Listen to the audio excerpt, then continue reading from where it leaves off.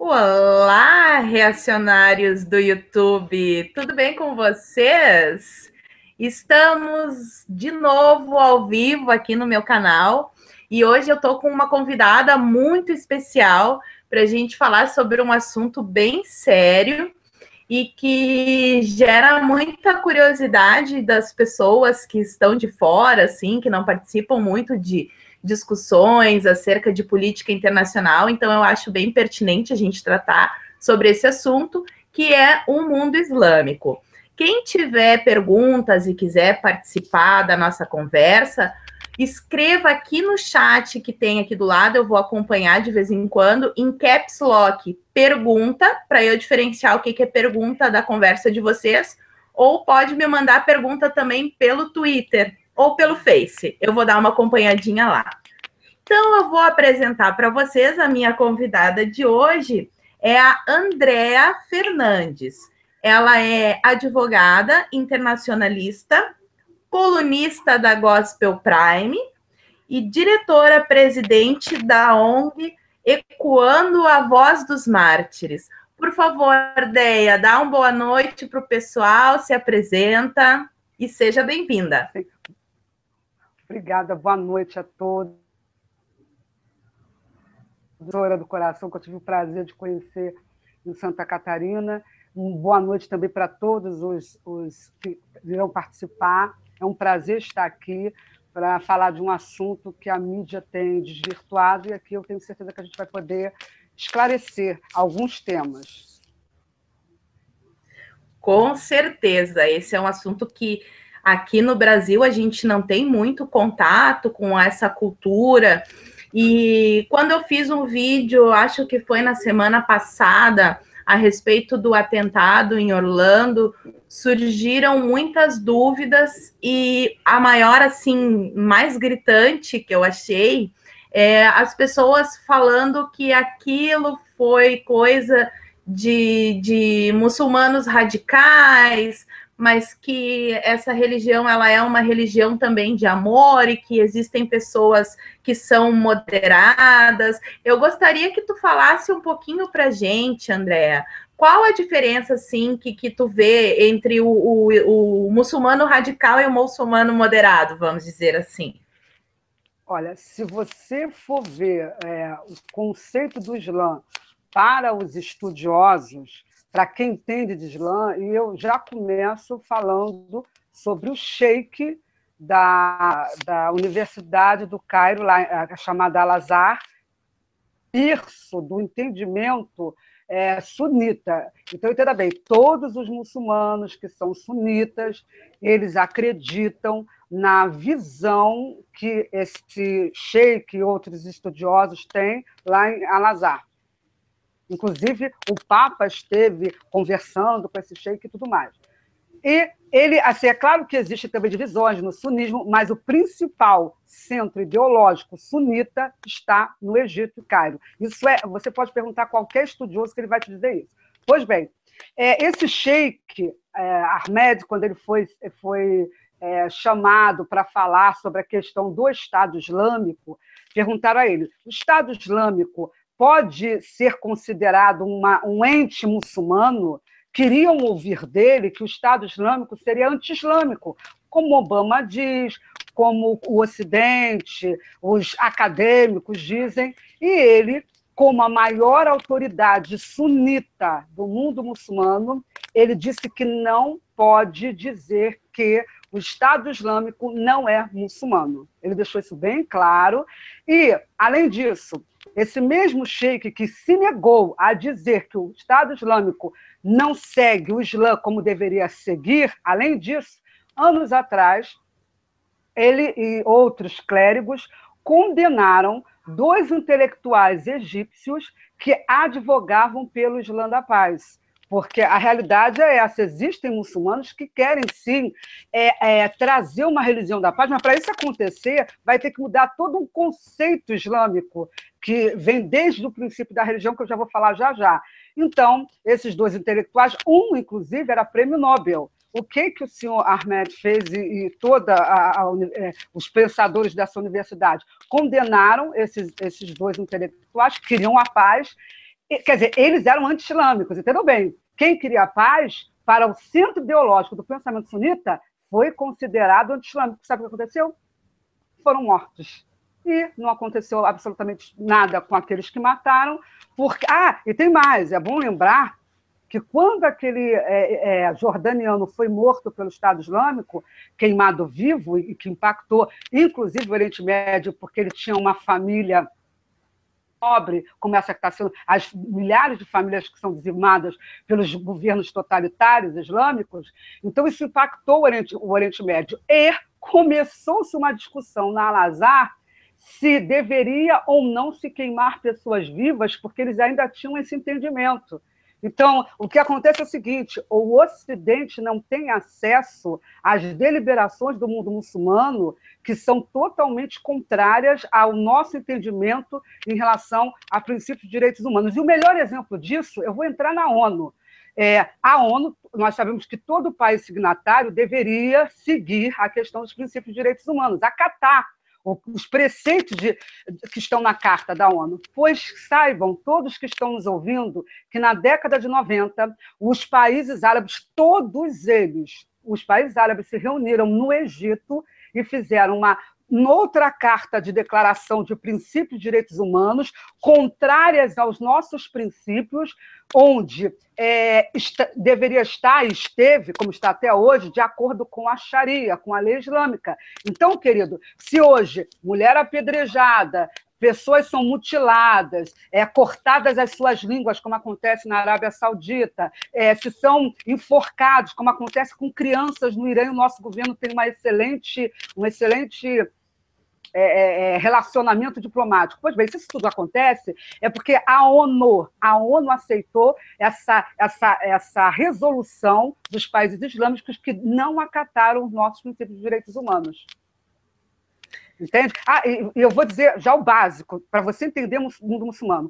Qualquer estudioso que vai se deparar com a questão muçulmana, e um dos maiores estudiosos que está na Europa é um palestino, e ele está na Europa por causa da perseguição, inclusive no meio do seu próprio povo, e ele é um dos maiores especialistas de direito islâmico que existe lá na Europa e organizou o maior acervo sobre direito islâmico na Europa Ocidental, fez tradução do Corão em ordem cronológica, é professor de universidades em 3 países europeus, enfim, tem uma bibliografia, diversos livros. Pois bem, ele deixa claro que não tem, com este modelo de Corão, esse modelo de fé que os muçulmanos seguem hoje, não tem como haver paz, como haver direitos humanos no Oriente Médio. Ele diz que lá, não sou eu, um especialista falando, que lá só vai existir a chamada paz do cemitério, quando todos os muçulmanos se matarem uns aos outros em conflitos sectários. Quem fala isso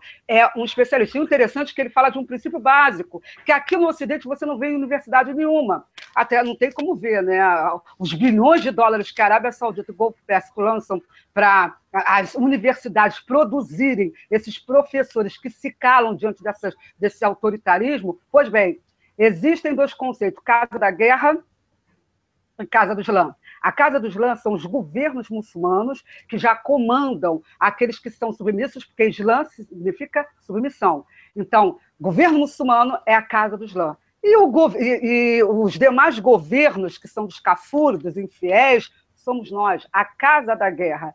Então, a Casa do Islã tem por obrigação doutrinária conquistar, ou pela jihad, ou por outras formas, como eles estão fazendo, que a gente está vendo aí, através da islamização, enfim. Pois bem, nós que somos Casa da Guerra temos que ser conquistados pela Casa do Islã. Isso você não vai ver em lugar nenhum, porque não interessa falar. E o Corão, ele tem, assim, os estudiosos eles dividem Corão de Meca e Corão de Medina. O Corão de Meca é aquele que Maomé ainda era um pregador fracassado, ele começou a sua doutrina, tentou ganhar judeus, tentou ganhar cristãos. No início, ele rezava voltado para Jerusalém, ele guardava em Yom Kippur, ele tinha algumas tradições, tanto cristãs quanto judaicas. Quando ele viu que nem judeu nem cristão sucumbiu à sua nova doutrina de fé, o que ele faz? Ele começa a se tornar mais ríspido na sua pregação, se levanta também contra a idolatria da época, Caaba, que tinha vários deuses e tudo mais, porque ele usou de um misto de religiões na época. Com isso, as autoridades do local também se levantam contra ele, começa uma perseguição que não é tão terrível como a história aí, manipulada diz, não foi tão terrível assim, mas quando ele faz a chamada Hégira, que ele vai com seus poucos seguidores para ir à tribo, não era Medina, era uma cidade que, aliás, tinha tribo judaica, muito bem estabelecidas, e quando ele vai para ir à tribo, que é a chamada Medina, ele que se levanta como um poderoso líder político, religioso e militar. E ali, aquele Maomé bom, daquela parte que a gente vê do Corão, que diz assim, mostra uma certa tolerância, isso sucumbe. Passa a ser chamado Corão de Medina entre os estudiosos, por quê? Porque ali ele incentiva, estimula e ordena, obriga toda a sorte de violência contra cristãos, contra judeus, contra minorias, e a própria vida dele foi prova disso, porque eu vou contar só um exemplo aqui para a gente seguir outros caminhos, senão a gente continua nisso. Só um pequeno exemplo aqui para ver como o ódio contra judeus que existe no mundo muçulmano vem da própria tradição da religião. Entendeu bem? Numa tarde, assim, de repente chega um dia que Maomé, depois de desposar sua esposa com 6 anos de idade, mas a tradição diz que com 9 anos tiveram conjunção carnal, e eu vou respeitar a tradição, pois bem, ele esperou os 9 anos da menininha, casou-se com a moça, a menina que era a esposa preferida dele, Aisha, e quando essa menininha fez 14 anos, ele leva essa menina para assistir um espetáculo que muitos, eu digo espetáculos, para aqueles que se alegram naquilo que está vendo, porque para um religioso que crê no Corão de Medina, isso é um espetáculo. É lógico que para nós não é, eu quero deixar bem claro isso, para quem não crê nisso e não aceita esse tipo de coisa. Seja lá quem for na história que tenha feito, isso não é aceitável. Pois bem, ele leva para que os seus guerreiros, eles cavam no chão os buracos, colocam os judeus, era uma tribo judaica, depende muito do historiador, a maioria diz que eram 800 judeus, ou 700, 600, mas eram centenas de judeus. Pegaram esses homens, colocaram no buraco até a altura do peito, né? Como hoje mulheres são colocadas na Nigéria, no Afeganistão, para serem apedrejadas até morrer. Só que eles não apedrejaram, nesse caso. Eles cortaram a cabeça de pelo menos 800 judeus que não fizeram absolutamente nada, só não queriam seguir a doutrina de fé que ele estava criando. E vê se isso acontece hoje, você que está me ouvindo. As mulheres foram usadas como escravas sexuais, assim como os meninos que tinham uma certa idade. O restante, todos foram mortos. Eu pergunto a você, que estudou História, se o professor contou isso, porque eu fiz a cadeira de História do Oriente Médio, quando fiz Relações Internacionais, e a história de Maomé era uma fantasia linda, isso não foi contado. Com certeza os defensores do multiculturalismo não para a gente nunca, né? Infelizmente, esse tipo de coisa a gente só consegue descobrir com mídias alternativas, assim, em alguns poucos espaços e por enquanto, porque parece que a repressão está aumentando mais ainda, né? Mas eu vi que tu tocou no assunto dos sunitas. Então, assim, para ficar claro para o pessoal que está assistindo e não tem muita intimidade, explica para a gente essa divisão. O que é o xiita, o que é o sunita, como é que funciona essa divisão lá dentro? Sim. Quando o profeta Maomé morre, ele, antes de morrer, ele, na realidade, não deixa um sucessor. Né? Ele não decidiu quem daria continuidade ao poderio que ele já tinha conquistado boa parte da Arábia nessa época. Então, o que acontece? Os seus seguidores se reúnem e resolvem, porque sunita vem de sunna, tradição, resolvem escolher entre os seguidores de Maomé aquele que era o companheiro mais chegado e escolheram o primeiro, chamado califa, que é o sucessor. Porém, surgiu daí uma divergência, porque o Maomé ele não deixou filho, homem vivo, ele só deixou filha, que era casada com o primo de Maomé, chamado Ali. Xiita vem de Shia, de Ali, que era esse primo, que, segundo os xiitas, que são sucessores de Ali, acreditam que o certo era o sucessor de Maomé não ser um companheiro, como dos sunitas. Não sei se eu estou explicando, né? Tá dando para entender. Para eles, deveria ser um membro da família de Maomé. Então, xiita é aquele que acredita que a árvore genealógica de Maomé deve ser seguida e a sucessão deve vir no meio dos parentes, começando de Ali. E os sunitas acreditam na suna, na tradição. Não, são os companheiros, aí segue aquela tradição toda de califas que sucederam Maomé e deram expansão ao califado, depois ao Império Muçulmano. Agora, o importante saber é que os sunitas são a maioria esmagadora do mundo muçulmano, são que realmente têm mais poder, porém, quando se fala de violência, tanto xiita quanto sunita têm a mesma visão de violência. E é interessante que a gente quase não vê falando na mídia sobre a violência dos xiitas, não é? A gente vê mais dos sunitas, que seriam Hezbollah, Hezbollah xiita, que seria Hamas, se bem que Hamas não se fala que é terrorista, né? Mas é terrorista, terrível. Irmandade Muçulmana, Boko Haram, Al-Shabaab, mas existem grupos xiitas terríveis, e a imprensa não costuma falar, um deles é Hezbollah, que é muito defendido por aí, inclusive pela própria imprensa, é um grupo terrorista criado pelo Irã, que recebe bilhões de dólares, que tem mais de 110 mil mísseis voltados para Israel, para destruir Israel. Basta tão somente o presidente do Irã dar uma ordem, eles vão tentar destruir o Estado de Israel. E são aliados dessa ditadura terrível, e estão também outros países a serviço do Irã. E, aliás, o Irã é tão terrível que financia grupos terroristas xiitas até na África para matar cristãos. E isso a nossa mídia não divulga. Se você quiser saber, uma das entidades que divulga essa questão, que é uma entidade que está há pelo menos 60 anos falando sobre esse assunto, está em 60 países também, que é a Portas Abertas, é uma entidade que fala sobre a perseguição religiosa. Então, não se fala sobre essa questão de que os xiitas, sim, são tão violentos. Aliás, a Arábia Saudita e o Irã são os países que mais financiam o terrorismo no mundo. E não se fala muito nessa questão xiita, mas eles também são violentos. Infelizmente, né, mais uma vez a mídia escondendo da gente. E ficou muito evidente, assim, agora, esse atentado em Orlando. Não se entrou num consenso ainda. Algumas pessoas falam que o rapaz era ligado ao movimento islâmico, outros que não. Mas o fato é que parece que eles assumiram o atentado. Então, mesmo que ele não participe, que ele não seja muçulmano, seria perfeitamente cabível atribuir esse tipo de atentado a eles. No mínimo, a gente pode concluir dessa história que eles concordam, aprovam e acham bonito o que o rapaz fez lá.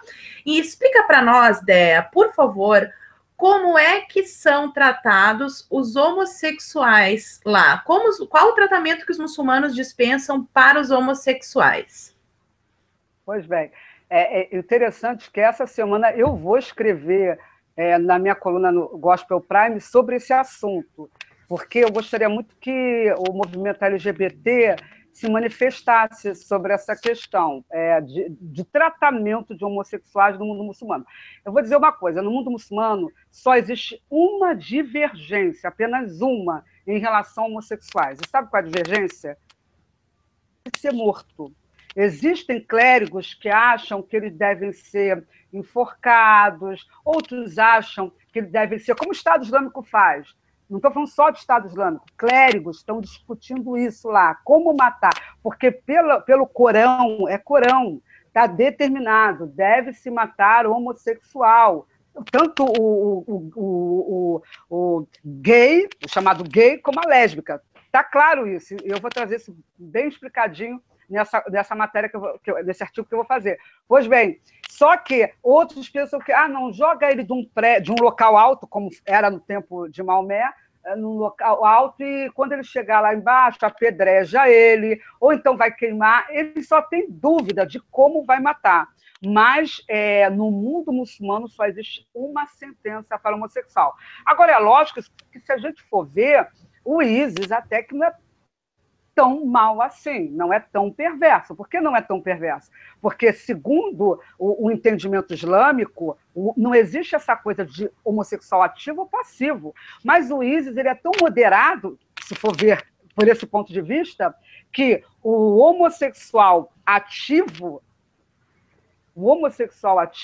já foi pego, comandante, tendo relação com jihadista, e que o rapaz foi morto. Mas o comandante só foi deslocado para outra área de guerra, lá, de conflito. Então, vê que o ISIS não é tão terrível assim, porque quando o homossexual é ativo, ele não morre. E aliás, teve um príncipe saudita, é claro que o movimento gay não lembra disso, mas que matou, se eu não me engano, foi na Inglaterra, tem muitos anos isso, a dentadas o seu amante. E, na época, ele ficou desesperado, falando o tempo todo na imprensa, dizendo, olha, eu não era passivo. E o medo dele, aliás, ele nem foi condenado lá. O medo dele era lá na Arábia Saudita ele ser condenado por ser passivo. Então, é aquela coisa, é um absurdo que acontece e a gente não tem a menor noção de como funciona a coisa no mundo muçulmano, porque no mundo muçulmano, homossexual é totalmente... Ele deve ver uma vida oculta. Aliás, vão mais ainda no profundo. Quem acompanhou a questão síria sabe que o governo de Bashar al-Assad é genocida, terrível, mata prisioneiros políticos, é terrível, terrível. Está usando armas proibidas contra a sua população, porém, uma coisa ele não fazia, que era perseguir cristãos. Mas a população muçulmana da Síria, antes da guerra, já perseguia homossexuais, e com a guerra piorou.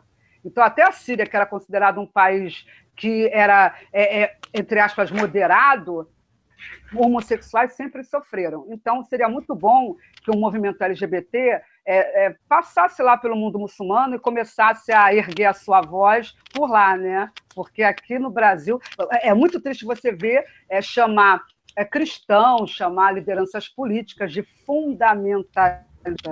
Gente, fundamentalista é quem mata um ser humano, é quem não dá o direito a um ser humano de exercer a sua opção sexual. No Brasil, pode haver a crítica ao comportamento, que é normal de toda a democracia. Isso é normal, temos direito de livre expressão. Então, se a pessoa tem a sua determinada religião e traz o seu pensamento em relação ao comportamento, é um direito dele. Agora, ele não tem direito de estimular a violência e de agredir fisicamente ou matar. E o que a gente está vendo hoje no Brasil? A gente está vendo um movimento LGBT que nunca levantou a voz pelos seus irmãos que estão morrendo no mundo muçulmano, que estão morrendo na África, na Ásia, que estão sendo perseguidos, nunca levantaram a voz e também não tem coragem de levantar a voz. Vê se algum do movimento LGBT denunciou que, dias antes desse rapaz muçulmano jihadista, que era do Estado Islâmico, ele confessou isso, o Estado Islâmico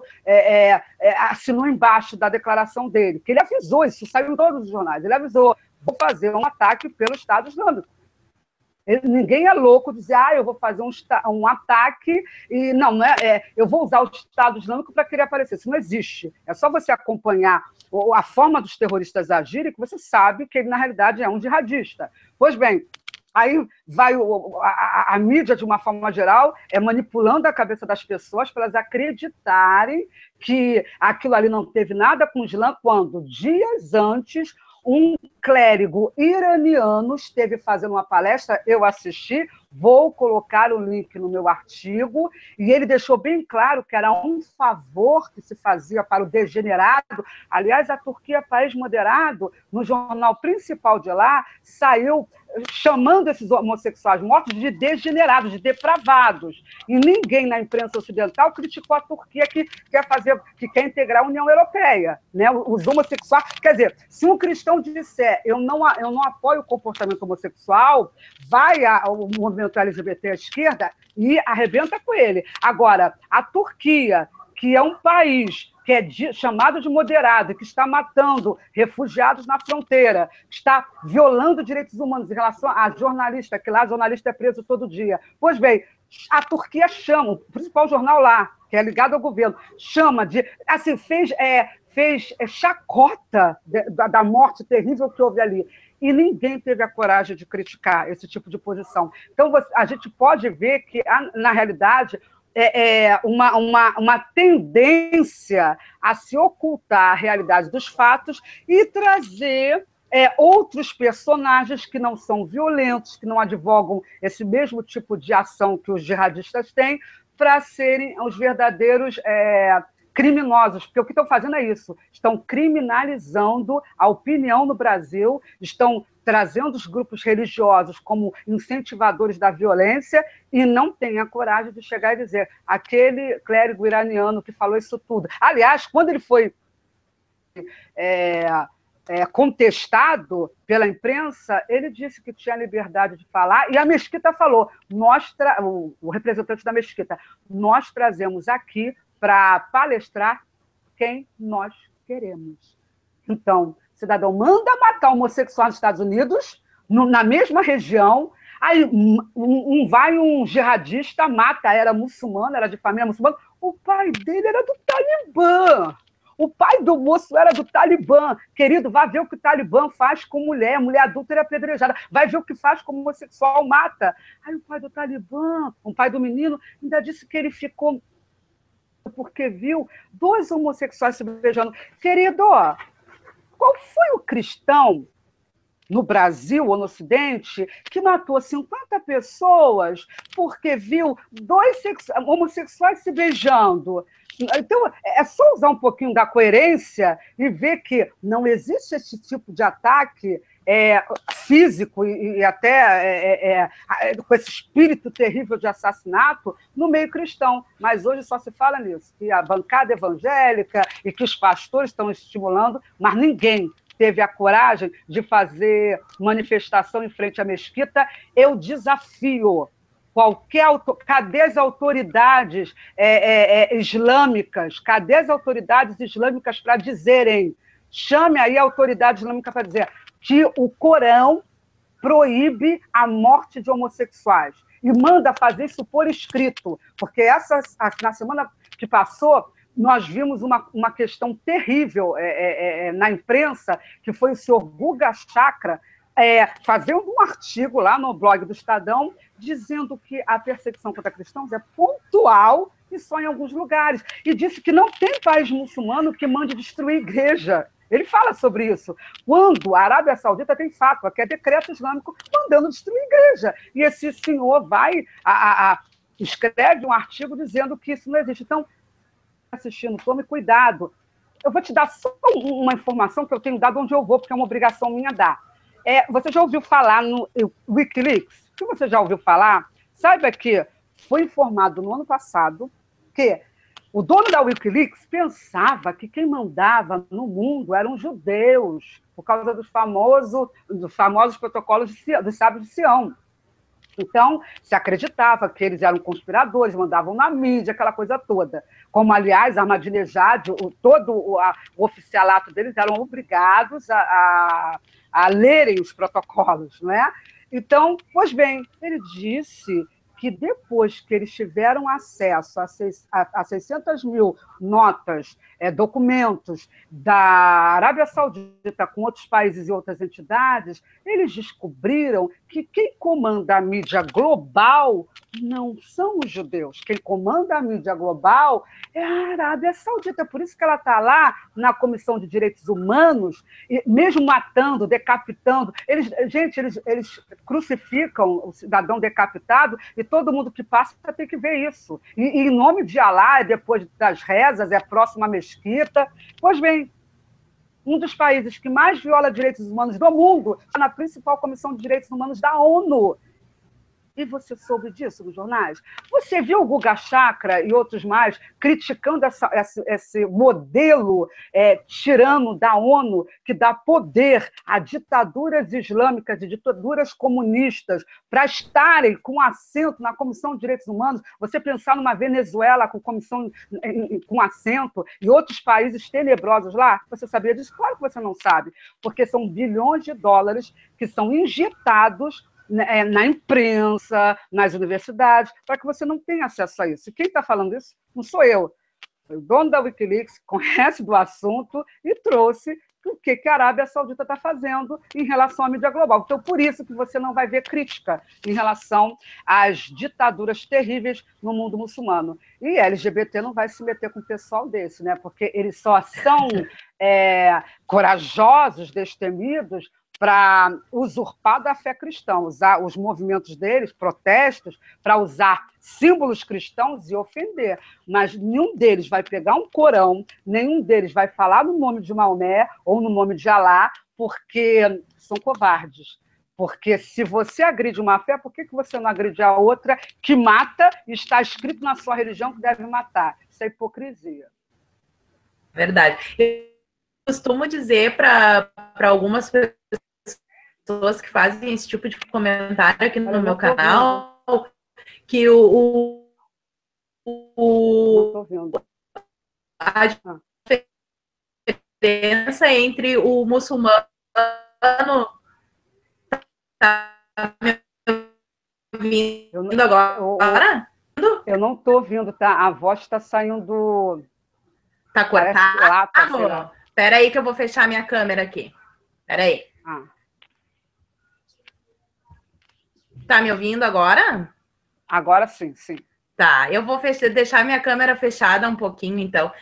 Eu estava falando que eu costumo falar para o pessoal que a diferença entre o muçulmano, vamos dizer assim, o muçulmano radical e o cristão radical, é que o muçulmano vai pegar, o muçulmano radical vai tratar o sexual da seguinte maneira: vai matar ele, ou a pedrada, ou queimado. E o radical cristão vai orar para que ele deixe de ser homossexual, no máximo. Mais do que isso, ele não vai fazer. Então, tem muita diferença. E as pessoas não podem colocar no mesmo saco muçulmanos e cristãos, porque são muito diferentes a postura dessas duas religiões com relação ao comportamento homossexual. Bom, Déia, eu estou vendo aqui no chat, tem muita gente pedindo para te comentar um pouquinho a respeito dessa situação da invasão islâmica na Europa. O pessoal está louco para saber, porque não passa na TV também, né? Sim, sim. Ontem eu dei uma palestra na Câmara Municipal de Araras e cheguei a falar de uma das últimas notícias que nós tivemos através de institutos que trabalham com a questão da segurança em países da Europa, e só na Alemanha, no primeiro trimestre, os imigrantes, né, cometeram crimes ou tentaram cometer, tá? Foi tentativa de crime ou crime consumado. 69 mil. 69 mil. Então, qual é o problema? Assim, é bom explicar muito bem esse tema para as pessoas não pensarem que nós somos contra refugiados, porque uma coisa é ser refugiado, outra coisa é ser imigrante, existem os deslocados internos, enfim. Eu não sou absolutamente contra refugiado, existem sim refugiados de guerra. Aliás, um dos refugiados que você quase não ouve falar por aí, porque não interessa para a comunidade internacional e para os grupos de defesa de direitos humanos, são os refugiados da Eritreia. A Eritreia, a ONU, com toda a cristofobia e antissemitismo que existe ali, né, teve que reconhecer que está acontecendo um crime contra a humanidade lá na Eritreia, onde milhares de cristãos estão sendo mortos, estão sendo colocados em contêineres, e estão ali secando, sem comida, e não se sabe nem o número ao certo de cristãos que morreram, e talvez essa questão vá para a TPI, mas ninguém fala e nem está se preocupando com esses refugiados da Eritreia. Pois bem, primeira coisa, é só usar a cabeça. Agora, essa semana, os jornais no mundo inteiro, noticiário, inclusive Globo, né, que são 60,5 milhões, se eu não me engano, 60,5 milhões, se eu não me engano, ou 65 milhões. Eu sei que é uma média de 60 milhões de refugiados e deslocados internos no mundo. Eu pergunto, Europa tem como resolver esta questão? É claro que não tem. A questão do refugiado, do imigrante, só vai ser resolvida quando for tomado um posicionamento in loco em relação a esses conflitos sectários, que primeiro, são conflitos sectários.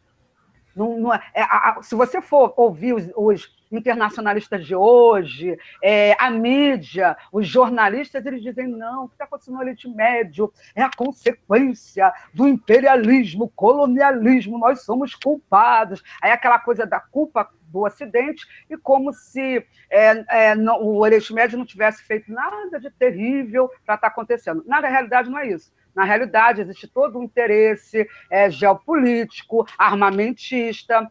O que eu digo que está vendo é o seguinte: as ditaduras sanguinárias islâmicas se uniram ao Ocidente para que os interesses de ambos sejam colocados em prática. Então, Estados Unidos, França, Grã-Bretanha, Rússia, esses países só têm a ganhar com os conflitos sectários. O que é conflito sectário? São esses conflitos religiosos que estão acontecendo lá, principalmente de sunitas contra xiitas e contra outras minorias que são massacradas, não tem nem como se defender. Os sunitas entre si, facções terroristas sunitas ou tribos sunitas que degladeiam entre si, fora aquela disputa de poder que existe entre Irã, Arábia Saudita, Turquia, enfim, mas o Ocidente está participando disso tudo porque está vendendo bilhões de dólares em armamento. E, aliás, você que não sabe, o Brasil, o nosso governo ele era tão bom, de preocupado com questão de direitos humanos, né? A esquerda vive vociferando isso. Pois bem, o nosso país, eu denunciei isso na última reunião que eu participei no Ministério das Relações Exteriores. O Brasil é o quarto maior exportador de armamento de fragmentação no mundo. E esse tipo de armamento é tão terrível que pelo menos 100 países já proibiram. Mas o Brasil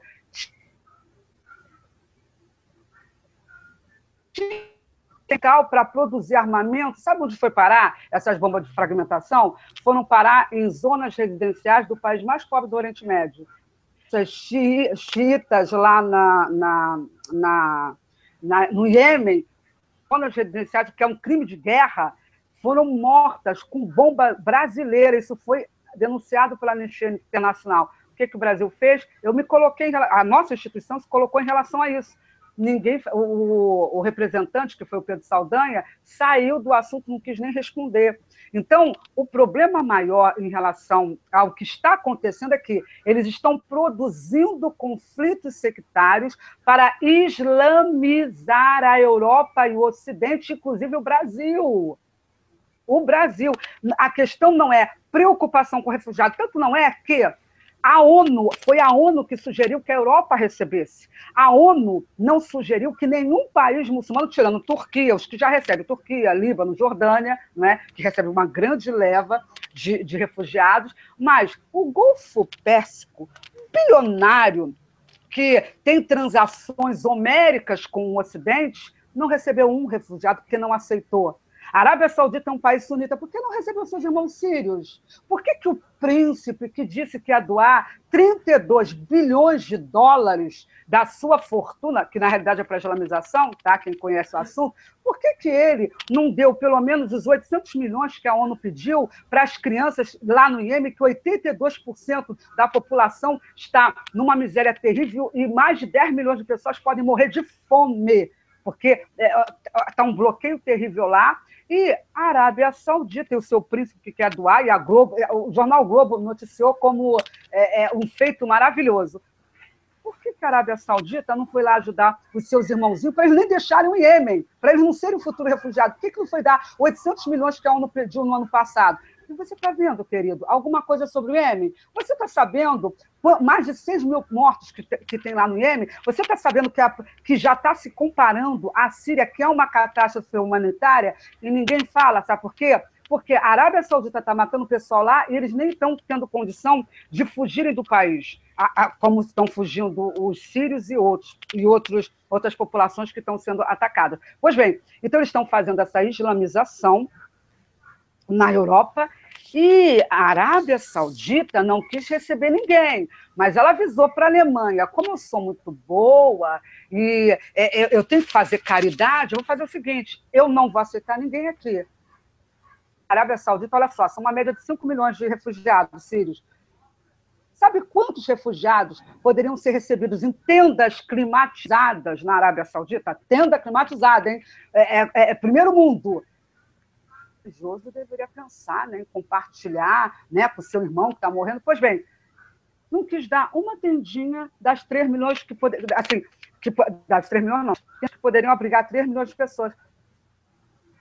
Oferecer à Alemanha 200 mesquitas para os refugiados que estão lá, que estão sendo recebidos por fundamentalistas, terroristas, que estão entrando nos abrigos e estão cooptando, isso a inteligência dos países todos sabem disso, estão cooptando jihadista para o Estado Islâmico e outras facções. E você que não sabe, querido, porque não acompanha o que está acontecendo aí, França, só na Europa, se você gosta de viajar para a Europa, você se prepare, porque a questão terrorista lá está terrível. Segundo estudiosos, pelo menos 90% das mesquitas da Europa são ligadas à Irmandade Muçulmana, que é simplesmente a mãe de Hamas, é a mãe do terrorismo global. Então, o que está acontecendo é uma islamização, a quantidade... eu pergunto a você, querido, você sabe qual é o país, o segundo país, né, no ranking de onde existe mais estupro? Você sabe qual é o país no mundo que está no segundo lugar nesse ranking de maior quantidade de estupro? Suécia. Suécia. Aí sabe o que aconteceu? Na década de 90, tinham descoberto que essa quantidade de estupro, que já estava terrível, a maioria dos estupradores eram o povo advindo dessas regiões onde o Islã era a religião e tudo mais. Só que depois da década de 90, o governo proibiu que se pergunte a religião, a origem desse pessoal que está encarcerado por esse tipo de crime, justamente para calar a opinião. Aliás, já tem perita na área de relações internacionais que está fazendo levantamento de violência na Europa, que está tendo seu vídeo proibido pela justiça, porque isso está sendo considerado islamofóbico. A questão da islamofobia foi uma criação para calar a crítica, e você só tem acesso aos dados de violência terríveis. Você soube, querido, que uma menina de 17 anos, só tem meses, grávida de um refugiado, foi queimada viva? Você soube? Você soube que os cristãos... Aliás, você sabe quantos cristãos tem na Europa, refugiados? Você sabe o que está acontecendo com cristãos dentro da Alemanha e de vários países onde refugiados são recebidos? Você não fala isso, pois estão sendo sofrendo violência, sofrendo dentro de campo de refugiado. E quando pedem para colocá-los num local apartado, simplesmente os governos não aceitam. Então, os cristãos estão sendo perseguidos não somente na zona de conflito, como no local onde eles eram para ser bem recebidos. E quando, infelizmente, as autoridades religiosas, governamentais e da própria ONU se pronunciam, só se falam da questão do refugiado muçulmano e se preocupa muito com a islamofobia. Mas quanto à questão desses refugiados cristãos, não há preocupação. E vou mais além. O fato gravíssimo que aconteceu. Há uma freira com um trabalho lindo. Eu peço a você, entre depois no YouTube, você que está nos assistindo, e escreva Hatune Dogan, H-A-T-U-N-E-D-O-G-A-N. Essa freira tem um trabalho lindo em 35 países. Ela era da Turquia, mas Turquia é um país moderado, mas assim, fez uma limpeza religiosa. Qualquer dia, Paulinha, a gente pode fazer um hangout só sobre a Turquia. Coisa para falar sobre o genocídio armênio, genocídio grego, sabe? Vai ser muito interessante. Obama, muita coisa aí. Pois bem, essa freira perseguida, ela está na Alemanha já há alguns anos, e ela faz um trabalho lindo. Ela vai pegar as menininhas cristãs e yazidis que são estupradas, que são escravas sexuais do Estado Islâmico. Teve uma menininha de 9 anos que foi estuprada por 10 homens, só para vocês terem uma noção, e grávida, ela levou para tentar salvar a menina e a criança. Então, ela vai nessas zonas de conflito do Estado Islâmico pegar essas meninas para cuidar, um tratamento psicológico, lá na Alemanha. Essa mulher, que tem um trabalho lindo, lindo, tem vídeo, veja os vídeos dela na internet, de entrar nos Estados Unidos. Foi proibida. Obama não permitiu, porque ela ia denunciar logo no início da perseguição aos cristãos. Obama não permitiu. Mas lá tem um ativismo de direitos humanos que funciona, que não está manipulado pela esquerda como acontece no Brasil. Então, lá, esse ativismo se levantou e ela entrou na marra para falar. E eu espero que aqui no Brasil se levante, e eu tenho certeza que esse é o objetivo da Paulinha, é conscientizar você, querido, que está havendo uma perseguição, não é só de cristão, mas é de povo que você nem imagina. Yazid, já está havendo genocídio. Você já ouviu falar de Yazid? Claro que não. Esse povo está sendo exterminado. É Shabak, é curdo. Só se fala, como a mídia, assim, a mídia já elegeu os bicho-papão, né? A mídia já elegeu. Então, no Oriente Médio, o bicho-papão é Israel. Sabe por que é Israel? Porque é o único país que defende cristão, que você pode professar sua fé, que você pode ser gay, não vai ser morto porque é gay. Tem a maior passeata gay, eu não sei se é do mundo, do Oriente Médio nem precisa falar, porque não tem, né? Mas, enfim. E lá, aí é o bicho-papão. O problema todo é Israel, porque a mídia já elegeu o que é Israel. Aí todo mundo fala da questão palestina, do Estado. Mas você sabe, o que o professor não falou?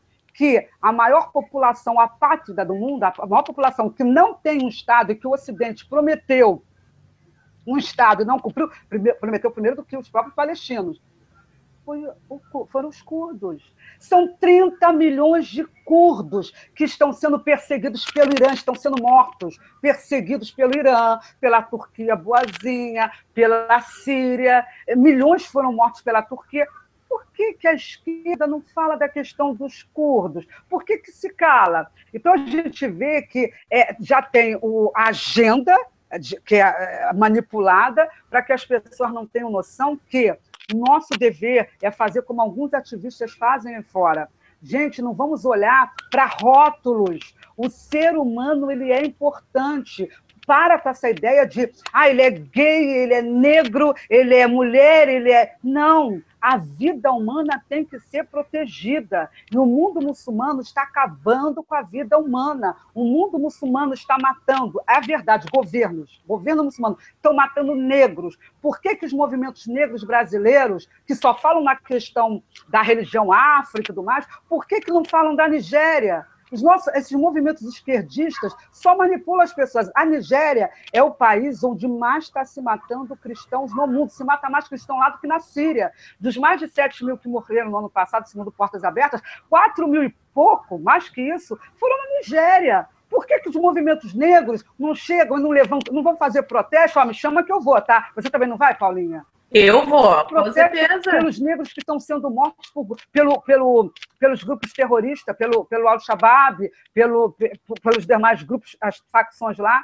Então, precisamos nos conscientizar sobre isso. O problema não é gay, não vamos rotular nada. Vamos defender a vida, vamos nos levantar em relação a essas ditaduras que estão matando homens, mulheres, crianças, que não podem pensar, que não podem ter o direito a ter a sua fé, a ter a sua opção sexual, e as pessoas vão por outro caminho, que uma venda nos seus olhos não entenda que muitas vidas estão morrendo e a gente aqui discutindo o sexo dos anjos.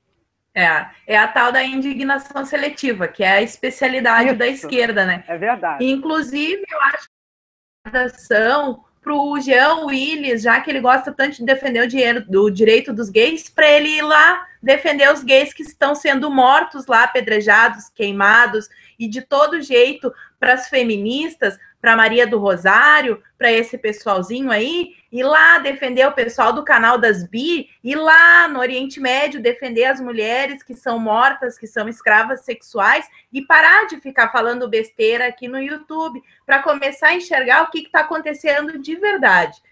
É de indignar mesmo. Deia, tá muito bom, o pessoal tá gostando muito, muito, muito. Já vou deixar avisado aqui, depois eu vou marcar com a Deia, vamos fazer uma parte 2 desse hangout, né? Que precisa estar me ouvindo, Deia. Eu não ouvi, eu só não tá me ouvindo? Essa parte.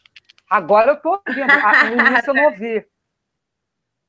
Tá, então assim, ó, a gente pode combinar um outro, o assunto não vai encerrar aqui, tá, pessoal? Eu tô vendo que tá pipocando lá, tu tá recebendo vários elogios, o pessoal tá te adorando. Eu sabia que vocês iam gostar, ela é demais. Quando eu conheci essa mulher, fiquei conversando horas e horas, a gente nem dormia quase. Só queria saber de conversar. Seguinte, Dea, eles perguntam muito da Europa, a gente falou um pouco, mas para não ficar só num assunto, e eu prometo que eu vou trazer ela de novo para a gente falar sobre o que não foi falado, mas fala. Eu vou aproveitar. Oi, ó, na próxima, eu trago até estatísticas, tá? Isso! Na próxima, a gente fala de Europa e eu trago estatísticas também. Tá, a gente faz um bem específico, assim, a gente pode fazer mais. Agora, vamos passar da situação da Europa, tá? Que o pessoal tá bem apavorado, para a situação no Brasil. Porque a gente sabe, inclusive, que o governo da antiga presidenta fundou aqui no Brasil a Embaixada Palestina.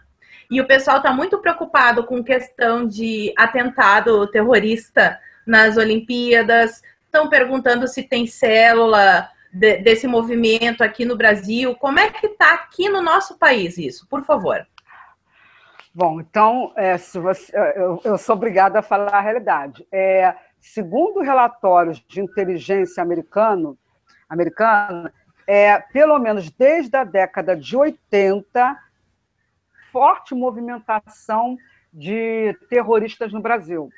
Hezbollah, Hamas, Al-Qaeda. E o interessante é que, antigamente, quando se falava de questão ligada ao terrorismo, era um assunto assim, muito ligado só ao pessoal que trabalhava com segurança, ou com inteligência, ou na área de relações internacionais. Mas, de um tempo para cá, os jornais estão trazendo essa questão. Há, sim, um grande risco de atentado terrorista.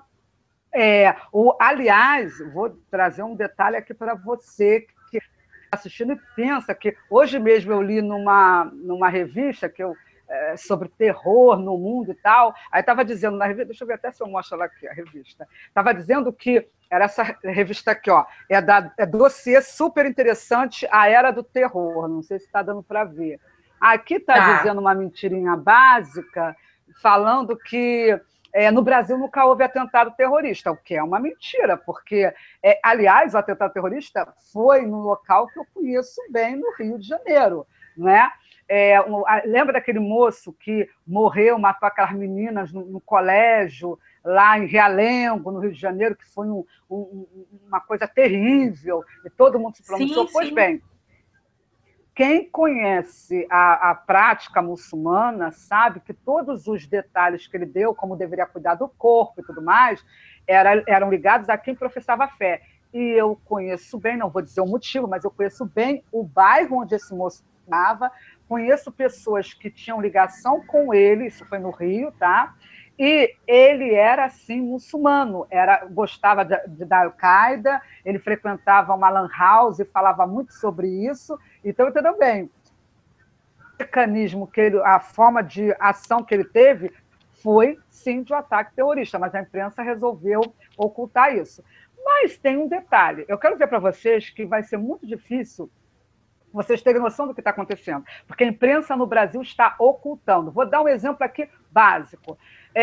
O SBT, que é uma televisão que é dirigida por uma família cristã, né? Apesar do dono ser judeu, mas quem dirige, pelo que parece, são as filhas. Enfim, o SBT, através de um jornalista, o Cabrini, fez um programa falando sobre, não me lembro, acho que as mulheres de Alá, alguma coisa assim, e de Maomé, ou Alá, não me lembro mais, enfim.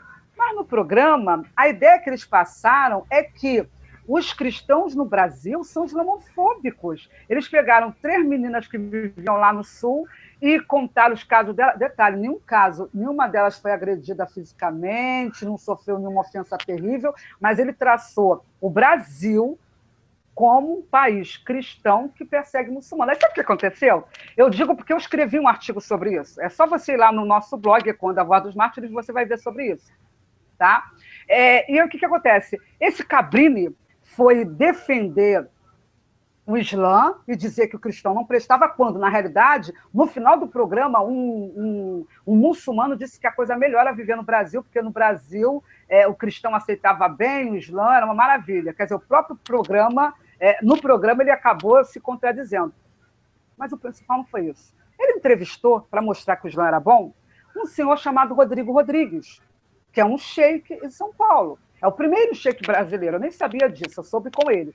Aí, quando no programa ele disse que esse sheik estudou árabe no Líbano e estudou a religião islã na Arábia Saudita. Quando eu soube disso, eu escrevi: quem estuda na Arábia Saudita é fundamentalista, porque a Arábia Saudita ela tem a doutrina wahhabita, não dá para entrar muito nisso, mas é a doutrina do que o povo chama de Islã ultraconservador, desse Islã violento, essa interpretação radical, que na realidade para eles não é radical.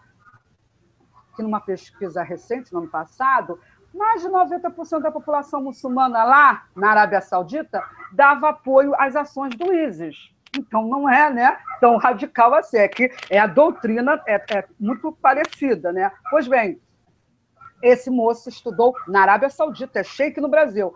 Aí o Cabrini foi lá, mostrou ele com a família, coisa linda, bela, maravilhosa, e eu denunciei isso à época, nesse artigo. Eu falei: olha, o perigo, esse homem com certeza é um fundamentalista e tal. Como o mundo é pequeno, o que aconteceu? Em janeiro, isso você não viu na grande imprensa, mas em janeiro esteve no Brasil um fundamentalista islâmico. Gente, olha que absurdo. Assim como fazer igual a Paula de vez em quando faz. A gente tem que levar na chacota, porque senão não dá. Olha que absurdo acusarem um moço, a Veja, essa revista terrível, horrorosa. Olha o que ela fez. Ela disse que o cara era um terrorista. Sabe por que falou que era um terrorista? Porque ele é procurado só em 30 países, no Ocidente. Também, só, pouca coisa. Está recebendo bem o Islã, esse Ocidente que bate palma para as ditaduras islâmicas, esse Ocidente proibiu esse cidadão de entrar nos seus países, esse Ocidente. E olha a acusação. A acusação é que ele simplesmente está aliciando jovens para o Estado Islâmico. E esse moço esteve em São Paulo, esse sheik árabe, ou melhor, saudita, esteve em São Paulo. Sabe quem recebeu ele com flores? Foi esse sheik brasileiro, que está sendo ouvido aí pela mídia, e todo mundo está dizendo que é maravilhoso. Ele recebeu ele na sua mesquita para dar palestra, para fazer suas rezas. E o mais lindo, gente, olha que coisa maravilhosa. Ele simplesmente resolveu visitar, porque ele ficou pouco tempo no Brasil, né? Até o medo, né? Pavor de ficar aqui, de repente, sei lá, né? Enfim, ele foi em favela. Ele foi em favela dar palestra em favela, aonde ele já tem uma mussala, que é uma sala lá de reza, de estudo dos muçulmanos. Aí ele foi lá.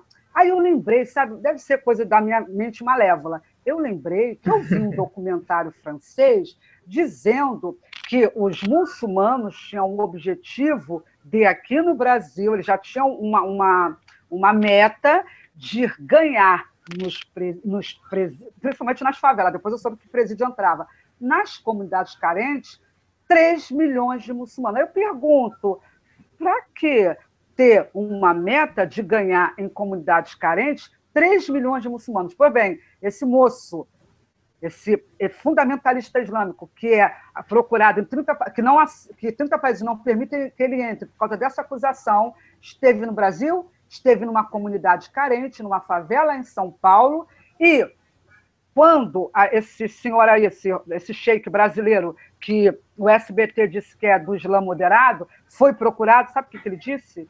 Ele disse que isso é uma perseguição contra o outro sheik, esse sheik aí perseguido.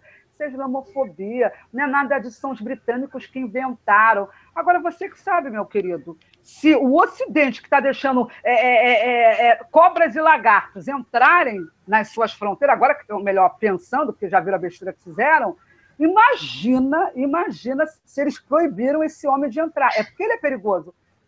Mas nós estamos recebendo aqui. Como estamos agora, a polícia no Brasil está apavorada que nós estamos com um membro da Al-Qaeda super perigoso, que o governo uruguaio, amiguinho de Dilma, recebeu o pessoal de gente boa, de Guantánamo, recebeu. Pois bem, o cidadão entrou e está todo mundo desesperado, que não sabe por onde ele anda. Você que é do Rio de Janeiro, querido estudante da UFRJ, legal. Você sabia que a UFRJ mantém no seu quadro, graças ao governo, PT, mantém um terrorista, o Franco Argelino, que foi convidado pelo Brasil lá ser um cientista aqui no nosso território? Pois bem, o teu salário paga, os teus impostos e taxas pagam o salário de um cidadão que foi convidado lá fora. Ele era sentenciado por planejamento de ataque terrorista, o homem era terrível, mas era uma mente brilhante, né? Como muitos, porque você não sabe, mas muitos terroristas são engenheiros, não, sabe? Eles têm uma mente assim privilegiada. Pois bem, ele foi convidado, a Veja denunciou isso, o governo não demitiu esse cidadão, e ele até hoje é cientista. Sabe por quê? Porque a nossa comunidade acadêmica fez um abaixo-assinado dizendo: não, vamos manter mais um perseguido. No Brasil está cheio. Se você prestar atenção nas últimas notícias, você vai ver. Estamos vendo um período de caos, e detalhe, quando a BIM reconhece que há uma ameaça muito significativa, terrorista, gente, pode esperar, porque só falta uma ordem. E para muitos que não sabem, quando houve o atentado na MIA, lá na Argentina, se você não sabe que está nos assistindo, ia ser no Brasil, tá? Aquele pessoal que foi morto numa instituição judaica, e atentado financiado pelo Irã, que compactuou muito com as ditaduras aqui esquerdistas na América Latina. Pois bem, ia ser no Brasil. Na última hora é que eles decidiram fazer na Argentina. Sabe por quê? A maior comunidade judaica na época, e deve ser hoje também, creio eu, não sei, mas era na Argentina. E o que eles fizeram? Vai ser um impacto mundial bem mais pesado se fizer na Argentina. Então, na última hora, judeus não foram assassinados pela ditadura islâmica que o Ocidente apoia lá no Irã, porque eles acharam melhor fazer lá. Aqui no Brasil se lava dinheiro de facção terrorista, aqui no Brasil existe toda uma transação de drogas com facções terroristas, principalmente Hezbollah. Aqui no Brasil há planejamento de atentado terrorista, enfim, nós temos. E há aliciamento, e esse aliciamento já há décadas, não é de agora. Já teve cabeção do mundo terrorista preso nos Estados Unidos e que era cidadão brasileiro. Aliás, o Brasil deu muito passaporte para terrorista. Ou seja, querido, você tem mais do que motivo de estar assustado, porque a situação aqui está terrível. Ai, ai. Tá, a conversa tá muito boa mesmo. Eu não queria terminar e nós não vamos terminar. Vamos deixar estabelecido que essa daqui é a parte 1. Eu gostaria, Dea, agora de que tu falasse um pouquinho sobre esse projeto Ecoando a Voz dos Mártires. Pessoal procurar na internet, como é que o pessoal pode te achar, ler as tuas matérias e já fazer as tuas considerações finais, porque a gente estourou o nosso tempo. Meu Deus, tá bom. Pois bem, então vou falar bem rápido. Como já foi falado, eu sou a diretora-presidente dessa ONG. Quero deixar claro que a nossa ONG, Ecoando a Voz dos Mártires, que você pode, se você lançar no Google, você vai ver lá, é um blog, você pode acessar, nós temos fanpage no Facebook, você pode acessar, curtir, e ali a gente posta tudo que está acontecendo de conflito, tudo que você não lê na grande mídia, você vai ler ali. Eu também tenho uma coluna na Gospel Prime, onde eu denuncio essas coisas que você não ouve por aí, mas, assim, eu quero deixar claro que a nossa instituição ela é secular. Nós não levantamos bandeira religiosa alguma. Eu não sou representante de nenhuma entidade religiosa. É claro que eu tenho a minha profissão de fé, que é particular, como em todo Estado laico deve ser, é uma questão privada. No mundo muçulmano não é assim não, tá, querido?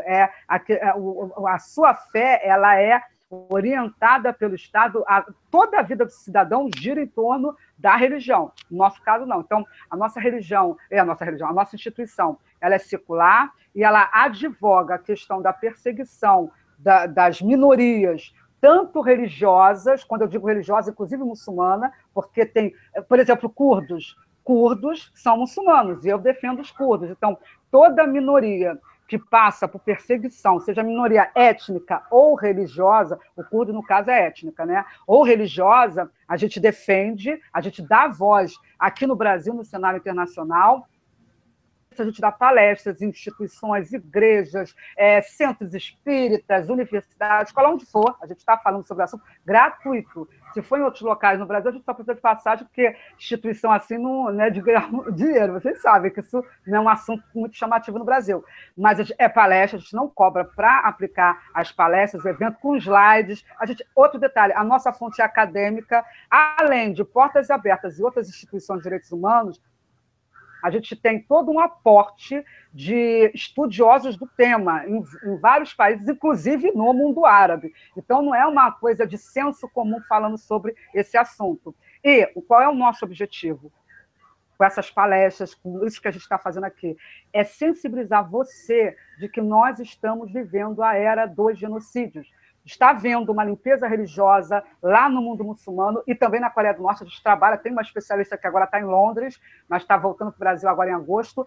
Vai lançar até um livro sobre o assunto, vai ser o primeiro traduzido aqui pelo Brasil. Então, a gente está aqui para tentar conscientizar a população brasileira de que está havendo um genocídio e a gente precisa se unir para dar voz a essas minorias, que são as verdadeiras perseguidas no mundo. Minoria, gente, não é LGBT, não, porque LGBT não está morrendo na mão de cristão, ou seja lá quem for, não. Minoria são esses milhares que estão morrendo, a imprensa não divulga. Então, nós queremos queremos incorporar isso na política externa, na agenda de política externa brasileira, para a gente denunciar isso na ONU, porque a ONU não está fazendo nada por isso, em relação a isso. Então, a gente quer, agora em setembro, que o Brasil denuncie e condene, a gente está tentando isso no nosso relacionamento diplomático e tal, tentando que o Brasil denuncie e condene na ONU, como a nossa presidente fez em 2012, quando 105 mil cristãos foram mortos em países muçulmanos, e ela disse que o problema do Ocidente era a islamofobia, que o Brasil condenava. A gente quer dar voz a essas pessoas e você pode ajudar. Entre na nossa fanpage, compartilhe os nossos vídeos, leve o ecoar da voz dos mártires, porque mártir não tem cor, não tem raça, não tem credo. Mártir é a pessoa que está morrendo por simplesmente ser o que ela é. Aqui no Ocidente a gente tem muita questão de rótulo. Lá não, as pessoas estão morrendo por serem o que elas são. Então, vamos apoiar nessa causa. Aqueles que puderem, vai ser um prazer. Eu quero agradecer a Paulinha por essa oportunidade, a todos vocês que nos ouviram. Um grande beijo para vocês. Eu estou muito feliz por essa oportunidade e vamos continuar nas próximas. Vai ser um prazer. Eu é que te agradeço por ter se disponibilizado a falar para a gente esses assuntos que realmente a gente não tem muito como se informar pela mídia, e muitas pessoas sabem, é muito difícil o acesso da população em geral a esses assuntos. Agradeço demais, já está convidada, vai voltar. O pessoal, obrigada, como sempre, participando, com perguntas. Eu sei que eu deixei muitos assuntos fora. Falou sobre mulheres, a gente acontecendo na África, a gente não curdos, sobre um monte de assuntos que a gente para falar aqui, mas eu prometo para vocês que eu vou trazer a Andréa de volta. Fiquem ligados no meu canal, que eu estou sempre buscando conteúdo assim, de todos os aspectos. Continuem me enviando as sugestões, que eu tento atender na medida do possível, né? Todas as sugestões que eu recebo. Agradeço demais a audiência de vocês. Fiquem com Deus. Beijos e até a próxima.